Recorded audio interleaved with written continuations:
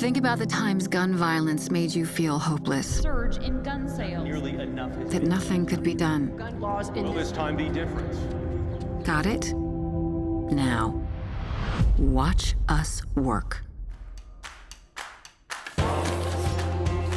You think the gun lobby's strong? You don't know moms. These volunteers kept the pressure on until their state reps finally decided to keep guns out of schools and away from domestic abusers. Have guns. Yeah, we did that. In Texas, Nori convinced hundreds of businesses to post signs keeping guns out of their stores. Is that something you're familiar with? Solange rallied her community behind responsible gun ownership, living room by living room by living room. De ser parte de este movimiento. Sí, lo hice. In Pennsylvania, Jen knocked on hundreds of doors with her daughter. Hundreds. And got elected to office, where she'll fight for gun safety. And it was my first time running for anything.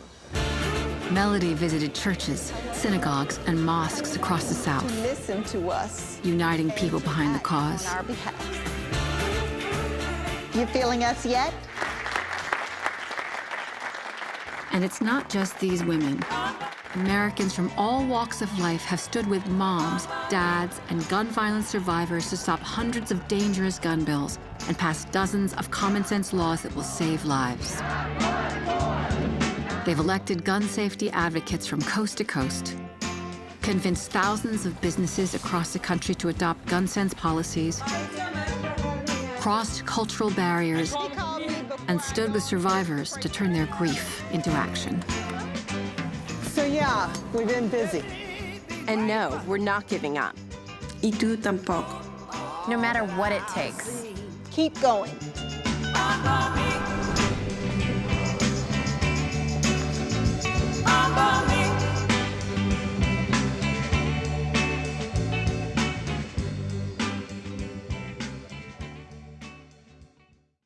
Welcome, everyone. Welcome to a new episode of Reflections TV. Yes, I am your host today, Pastor Shirley Hood. Listen, we are so excited for the new year. Why? Because we have great shows that is about to take place in this new year. 2022 may not be all that great for some folks, but we're going into a new year with great purpose. And we are so delighted to be back on air, y'all. Yes, we are. And we look forward to great TV programming. Listen, here's the exciting part. Under Destiny Productions, including my show and a few other shows that I produce, we are going to a new network. And what is that network? It is called the TFL Network. It's going to be broadcasting on Roku. Yes, right, the Roku app. And if you don't have it, listen, download that app and you will see not only my show, but a few of the other shows that I produce. And listen, you want to tune in because it's about to go live. Yes, it is. And real soon, you are about to see those shows on the TFL network. And listen, if you don't have the TFL network, please download it. All you got to do is pay the monthly subscription and you get to see all the shows that will be on that network. But without any further ado, on today, listen, we have some great guests here on today, and we're so excited of talking to these great guests. My first guest on today is a woman who has been just on fire for the community, and she's doing such a great work in the community. She has her own organization that we're going to be talking about that led her to do the work that she's doing now due to a tragic loss that happened over 10 years ago. And she is such a delight to be on this show, who is going to start off the new year right. So let us receive a great welcome for Diana Garlington. Diana, thank you so much for being on my show. Thank you for having me, Shirley. I am so much in gratitude that you took the time to allow me to come on and speak with you today.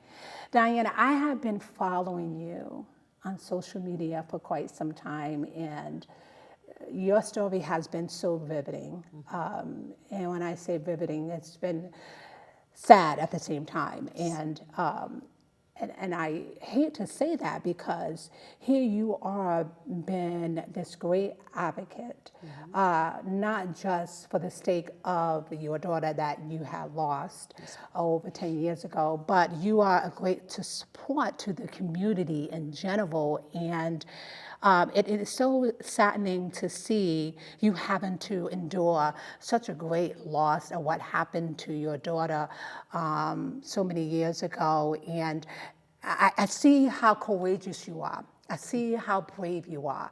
And I see how determined you are. And guess what? Justice will be served. Yes, ma'am. And you said this, I believe it for you, and I know that so many others who follow you believes it for you. But let us talk about that night, the last you spoke to your daughter. Tell us, paint us the picture of what happened that night. So it was a really quiet night. The night before we went to my niece's house and we had a nice Thanksgiving. We had dinner and laughed and, had a lot of our memories going on. But that night, we were supposed to return back to my niece's house because another one of my nieces drove from Baltimore. But unfortunately, we were a little tired, so we said that we'd pick up the following day. Maybe about an hour or so, I decided that I was just going to go and lay down and watch TV. And I had gotten a call from Essence. She was just saying, what were we going to do? Were we going back to my niece's house, or was we just going to relax? And I said, yeah, we'll relax tonight, and we'll go and see her tomorrow. Unfortunately, right around 11 or so, I got a little tired. And at the time I told my husband, I said, I'm tired, I'm just going to go ahead and turn in. And I did go to sleep. And about 1:30, 1:45, I got this really loud knock and kick at the door. And I'm like, I jumped up and I said to my husband, like, what is that noise? Where's that coming from? And I said, I'm going to go downstairs. I think it's the front door. And it was the front door. And unfortunately, it was my niece. And she had told me that Essence had been in a car accident, but she had also been shot. So I'm like, wait a minute, are you sure you're talking about Essence? And what do you mean shot? And she said, yeah, we need to get to the hospital really fast. So I ran back upstairs, screamed to my husband we had to go to the hospital. And unfortunately, I got to the hospital. I encountered her boyfriend at the time, and I asked him, what happened, what's going on? And he told me that Essence had been shot, and the car had flipped over due to her losing control when she was shot. So I just wanted to know if she was okay. And he kind of didn't answer me at first, but he said, I think so, I don't think it was too bad or whatever. And I can only recall the doctor coming to the front office and saying, we'll speak to you in a few moments. And at that moment, my heart dropped because I had watched a lot of TV and, saw a lot of circumstances where usually when a doctor comes out, the person doesn't make it. So a few minutes went by and they took us in the back, and he started asking me to describe Essence and if she had any type of markings on her body, and I knew then. So I passed out, and once I awoke, it just, it really had me stunned. I was just like so shocked and disbelief because, I know a lot of crimes happen, but it was happening with our young men. So me as a mother, I'm thinking that, my daughter was safe. Yeah. I didn't have that type of thing to worry about. Yeah. So. Yeah. When I read the story, I was appalled, She was a beautiful, beautiful young woman. Thank you. Where her life was taken too soon. I'm sure she had a lot to live for. What was she like? Oh my goodness. Essence, I say it all the time, and I know a lot of people are like, you know, she was so bubbly. She was like the life of our home, you know. You could be having a bad day, and she's going to find a way to lift you up, you know, to make you laugh and smile. And then there was that other side of her where you never had to think about what was on her mind, because she was going to tell you. She was so outspoken and just right to the point. And, you know, she was that way even growing up as a child. She was our entertainment of the house. She grew up singing and dancing. She was super smart. She read at a very young age. She walked at a very young age. Just everything about her, you know, it just had me thinking that maybe one day I had me a little lawyer or something, you know, growing up, because of just how outspoken she was. So. Yeah. So you, after this happened, I know it had weighed heavily on your mind. You have written a book. Yes, ma'am. You've written this book, and it stated she wasn't the one. Explain that. Explain about that book you have written. Why was that book written? Tell us, what was the purpose behind it? So she wasn't the one came to me because quite naturally, we know that that situation was intended for her boyfriend.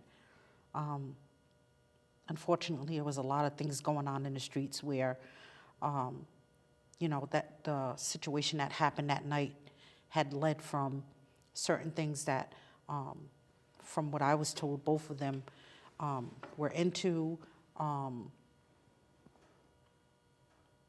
She was with him. He was an older man. And there was just so much that was going on. But that title came to me because, as I said, I knew that that was intended for him. So it just came on my heart that she wasn't the one. She wasn't the one. Yes, ma'am. And it led me to actually write that book, because I pondered on it for about a year before I could even get to the point of doing that. Yes.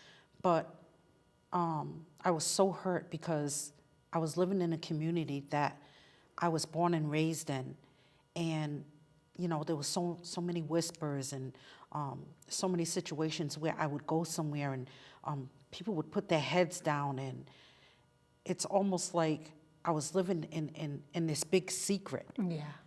It was, you know, a secret to me, but to the community, everything was so known. Yeah. You know, and I felt hurt behind that. Yeah. So why do you think it was a big secret? What was folks afraid of not telling you, or what do you believe? I mean, we may not even know this, but what do you believe what they was afraid to tell you? So in my heart, it's just the simple fact that so many people knew the individuals, so they don't want to, you know, they don't want to speak up. They don't want to get tied into a situation like that. You know, unfortunately, the same way that the two individuals that was in a car wouldn't come forward and testify. Yeah. You know, it's either people don't want to put their lives at risk, or, you know, like I said, it's just the simple fact that, you know, these individuals are so well known, and people don't want to be tied into that. You know, it's always the case, you know, with these gun violence. As I was sharing with you, you know, there's a lot of families that is going through that, and it's funny how it's always the ones that know them. Yes, ma'am. It's always that one, even the closest one, and you know that they know, Right. right?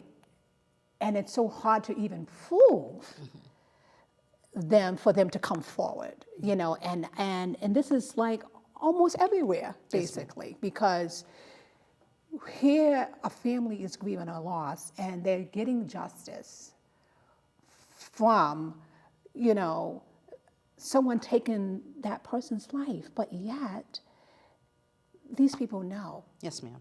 They know. And so, and it's so unfortunate that this is even happening, especially to our community. But I do see your efforts and how you're making a change. Just as I shared with you, I'm an organizer for a festival that I do every single year.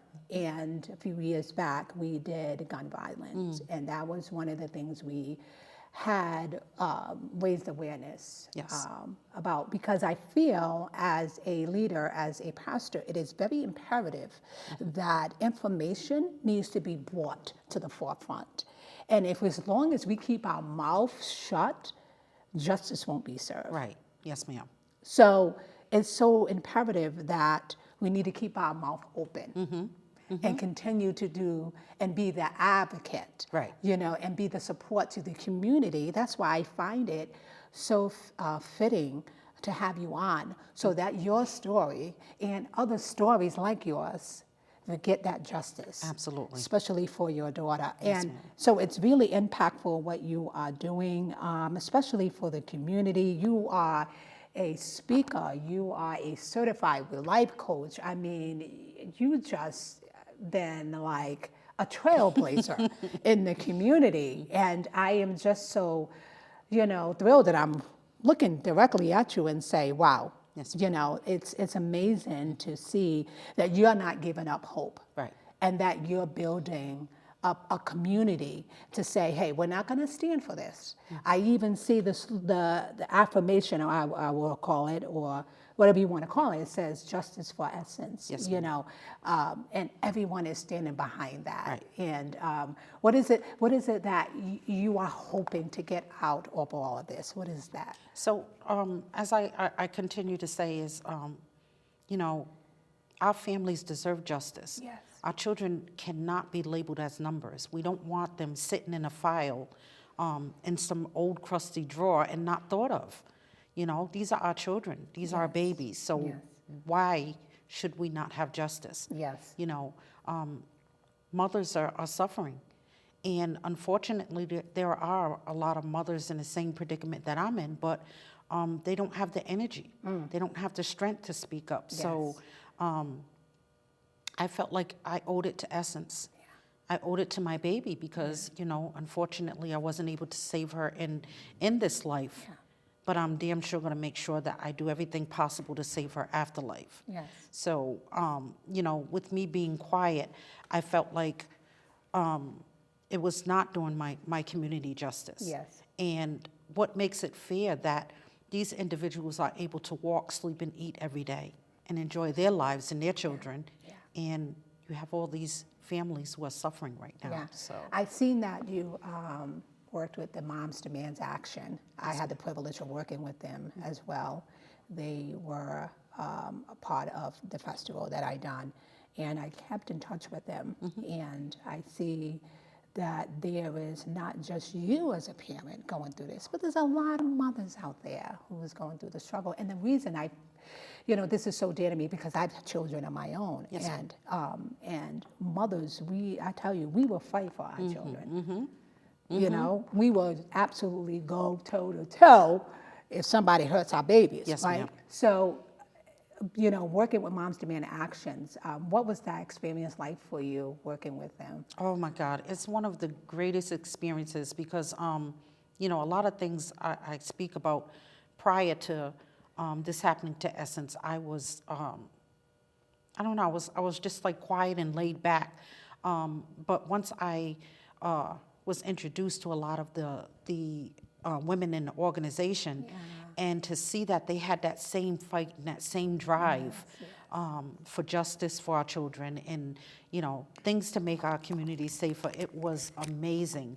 And I became a Survivor Fellow when I first joined them. And I was able to travel to Washington, D.C. to be in the presence of other moms and, other individuals who are fighting for the same fight. Yeah. So that is such a wonderful feeling to know that you have people who stand with you in solidarity to fight that. And it lets you know that you are not alone. Right, right. And that you have the support that you need, the pillar, and it would be a wonderful thing if the community just said, okay, enough is enough. Yes, yes, ma'am. Let's do something about this. Right, Let's make this work justified. right, right. Right? Because that's what we want. We want this to be justifiable. And your daughter is the servant of that. Yes, ma'am. So that you can have the peace. And I'm sure all these other mothers deserves that as well. And I stand behind Moms Demand Action. I stand behind the work that you are doing. And which brings me to my next thing is let's talk about safer communities for justice. Tell us about that. Oh, Graham, tell us about it. So it was just a thought that lingered, like I said, also like the book. So when I became a part of Moms Demand Action, in several meetings, I kept, pushing and speaking to the moms and asking them, would they please stand behind me to begin an initiative which solidifies the importance of, we have all these unsolved murders here in Providence. Yes. As of right now, Yes. 122. That's unacceptable. Like, I'm confused on how people go to sleep at night knowing we may have one killer, we may have 122. Yes. That is astounding Yeah. that we could even sleep thinking about Yeah. that. And I figured that there would be an outlet. I know that a lot of people don't want to speak up. Yeah. They don't want to come forward, due to maybe even they're thinking retaliation or, something could have happened to their family. So I decided that I was going to make a system where everything is confidential. It would have a hotline where you can call into this hotline and give that information, and that information will go directly to the police. No one else in the organization would see that information. No one else could share that information. And, I think it's a great outlet for someone who is not willing to be seen or, have their information divulged, for them to just go to that website and give that tip. And we also memorialize each individual who was able to come forward and put their family members on that website. We remember them that way.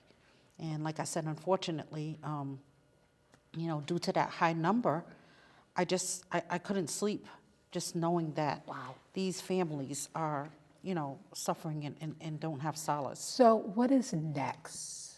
What is next that you are doing now?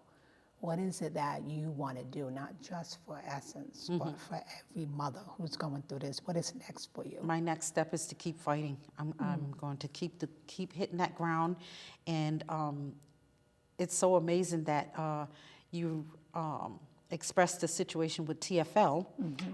Thea is my publisher. Yes. So I'm very excited about that.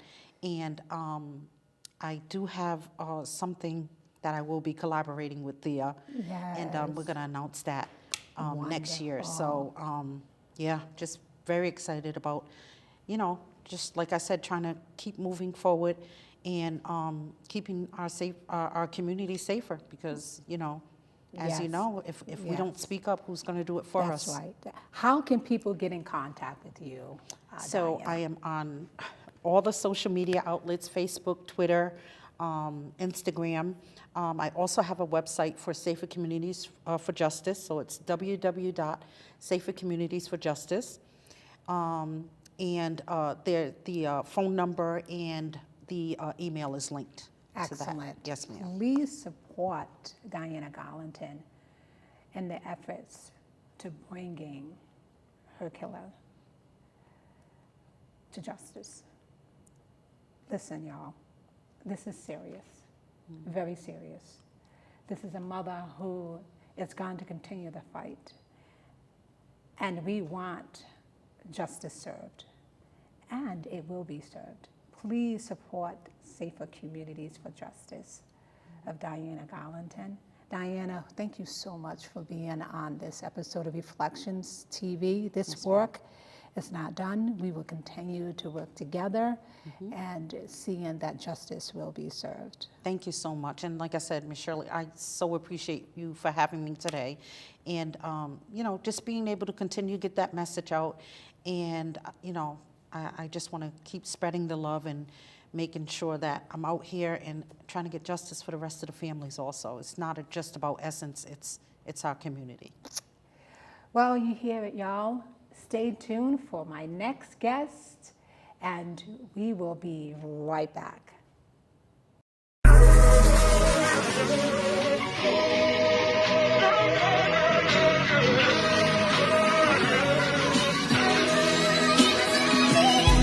Yeah, hey, you tell them heaven is my destination. Until I reach there, I'm teaching this kingdom education. Hey, don't be scared to lay your hands on the sick. And don't be scared to cast the devil out quick. Cause your obedience will unlock a miracle though. Don't act hysterical, radical, born again fully, yes, evangelical. Hey, my commitment is consistent in my Father's work. How can you say that you a Christian if you not at work? Your temporary Sunday's not enough. Everyday life revivals and everyday life for us, yo. I kick your less by having titles in the church. Cause serving hood's the only hood I'm repping on this earth. I'm feeling new though, man, I ain't no different than you. I'm just like you though. Call upon the name of the Lord to see what he do though. Watching things from heaven's perspective is a better view though. Jesus. Welcome back, everyone. Welcome back. This is Pastor Shirley Hood. We are back today, yes, on the second half of Reflections TV.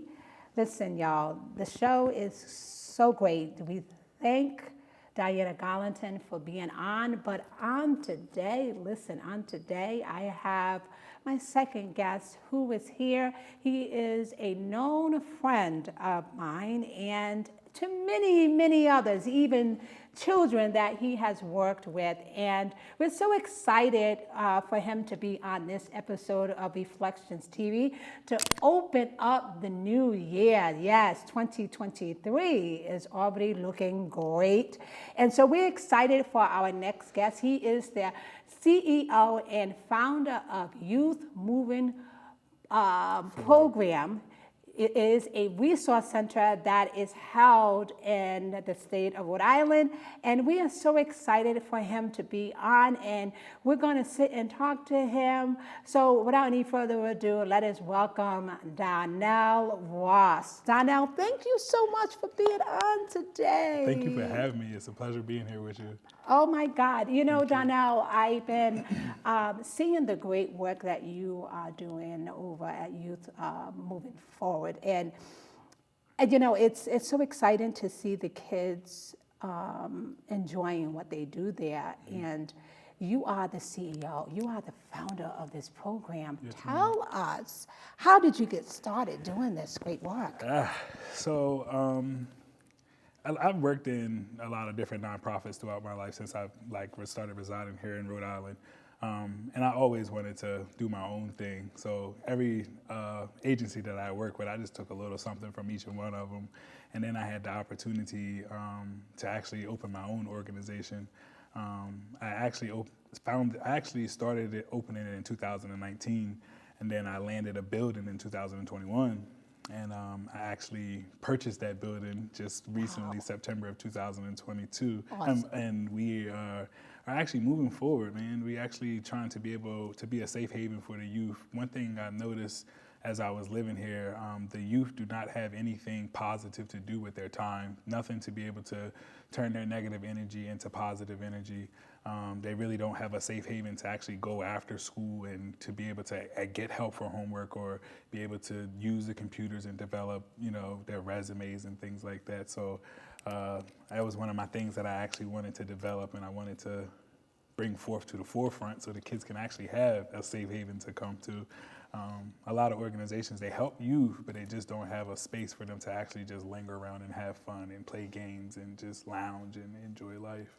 So you talk about in your bio how important mentorship is. Yes. What does that mean to you by helping these kids? What does that mean? To me, Mentorship is basically having a supportive adult to help you become the best version of yourself. I've had a mentor. I didn't get here just by myself. I had a mentor to help me. I had a mentor to help me become the best version, because I haven't always been this Darnell. Yeah. I was a messy Darnell before I came this Darnell. So mentorship is very important to me, because I feel like that's what a lot of the youth need to be able to overcome whatever obstacles they may be facing at that time. I used to run a mentoring program, and once I got a lot of information from out of that, and I actually decided to develop my own mentoring program. And it's more to the point of being able to help the youth to be able to fill out their applications. A lot of youth don't even know how to fill out applications. A lot of youth don't even know how to do interviews or how to even achieve their goals, let alone set their goals. So being able to have a program to give these youth a supportive adult to be able to help them overcome obstacles and be the best version of themselves is amazing, because sometimes their parents don't even know how to do it because their parents didn't teach them. So it's more of a generational situation where parents not teaching because their parents didn't teach them because they work so much and they didn't know how to teach. Or then again, you could be having a situation where kids are having kids and they don't even know how to be parents. So at that time, that's when, I developed the mentoring program, and here we are. It's awesome. Thank you. The great work that you are doing. And I just really feel that you and those who are out there doing this fine work for our youth, when I was just talking to Diana, about... She's amazing, by the way. I used to work absolutely for her. I love amazing. Her. She's my amazing. God. Programs like yours keeps kids off the streets. Absolutely. And, we need more of this. We need more of you. If we can clone you everywhere, it would be awesome. It would be just awesome. So it is amazing that you're doing this work, because it channels our kids to stay positive and focus on what really matters. Because kids can be easily influenced and doing other things that they shouldn't have no business getting into. It could be a negative influence, it could be a positive influence, but at the end of the day, at Youth Moving Forward, we're trying to instill positive influences.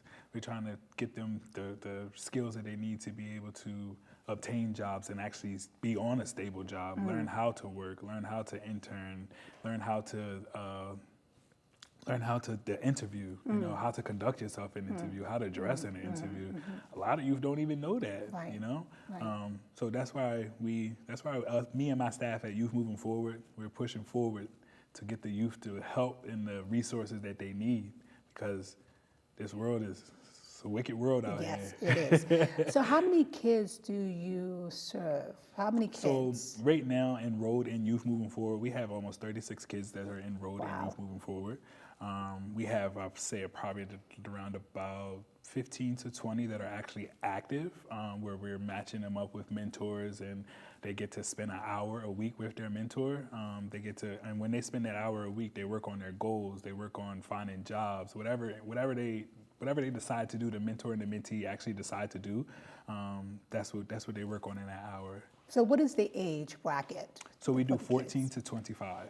Wow. I feel like the reason why I chose that age is because I feel like that's where we can actually get their minds switched over, be able to tap in and show them the right way to go, instead of turning into that negative way and getting familiar with the streets and getting involved with gangs and guns and stuff like that. And that's a perfect age. Yes. That's a perfect age Absolutely. to transition that mind over to something positive and get them some work ethics going on. Yes, absolutely. So they're not relying on the state. Yeah, and it is so true, because, like I said, you can be easily influenced into getting involved in gangs and violence and drugs and alcohol.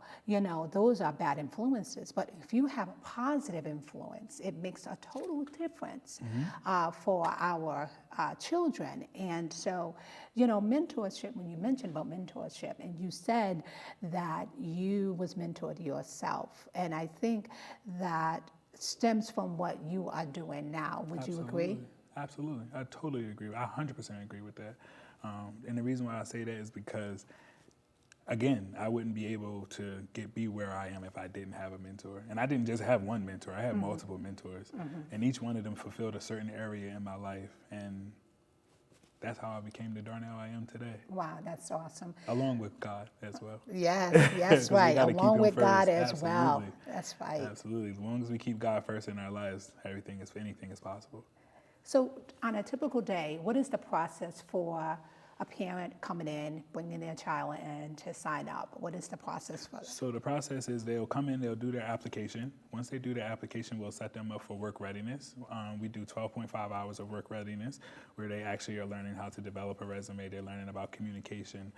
They're learning about how to fill out an application. They're learning about financial literacy. They're learning any aspect of far as job readiness. They are absolutely learning that within their 12.5 hours. And then we will actually sign them up for mentee training if they ask for a mentor. So we teach them how to be a mentee. So we go through a whole intensive training to teach them how to be a mentee, because a mentor is not just it's not an ATM machine. A mentor is someone that's literally going to be there to support you in any way that you need to be supported, but you need to know how to access that. You need to know how to advocate for yourself, because if you don't know how to advocate for yourself, that's a real big stump in the road. Absolutely. So we teach them that. And then we also have entrepreneur workshops where we can teach them how to literally develop their own program from ground up. Not even program, organization. We did it over the summer, and we did it with our summer kids, where we had a summer program for 8 to 13, and each one of my kids, they actually left with their own organization. Like we had some that was developing, makeup kits. We had some that was developing shirts. They made shirts and things like that. It was some with one of my kids. He actually developed mouthpieces for footballs, and it's young kids that are like between the ages of 8 to 13, and they literally have their own business. We give them their first $50 to buy the materials that they need, and once they buy that and sell their first products, they put the $50 back in the pool for the next generation, for the next group. So we also have a computer lab at Youth Moving Forward where they can come and they can fill out the applications, or they could just come and just chill and just surf the internet if they need to. We have a rec room where we have a PS4, we have Xboxes where they can actually just chill. My goodness. We're in the process this week, being at school and stuff is closed, we're in the process of revamping the rec room where we actually got some new furniture and some new TVs and stuff like that. Wow. So yeah, we doing some big things over there. We actually have a donation center where we have clothes and things like that for kids that are going to interviews, where they can absolutely come and get clothes free of charge. Just come and get clothes if they need clothes for their interviews, or even if they just need clothes, period, they could just come and get clothes. We also have a food pantry to be able to help out families and the youth. Youth Moving Forward is not just for youth, it's for the community as a whole. We got a lot of different programs that we're actually in the process of developing.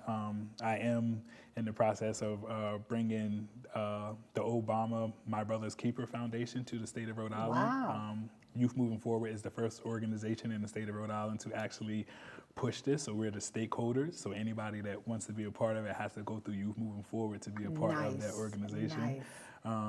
We're doing a lot of big things over there. We actually, my bad to cut you off. We actually, and we're starting internships next month. So we're able to give kids internships. We'll be paying them $15 an hour, up to 120 hours, or we can give them internships between the ages of 14 to 24. Nice. Yes, ma'am. OMG, that is awesome. Wow, that was going to be my next question was, what are you guys going to be doing next? But you are already doing it. We're already doing it. And mind you, this is literally the upcoming and everything, the groundbreaking, the foundation of Youth Moving Forward literally came out of my own funding. I wanted to be able to show the community what I can do before I start asking for funding. I wanted them to know that I'm not out here to get anything from anybody. I'm really out here to be a resource and to help. So it's amazing to be able to show what I'm actually capable of. Now when I do go and start asking for funding, they already know what I'm out here doing. So what will be the takeaway for these children when they leave your center? What is the takeaway that you hope that a child will get out of this? Work readiness enrichment. being able to know that they have somebody there, being able to know that it's adults out here that actually care and actually want to see you succeed. Being able to know how to budget your finances, knowing how to manage a checkbook, knowing how to manage your credit, knowing what the ins and out of credit. We didn't have that growing up. So now it's an opportunity for us to be able to give that to the community.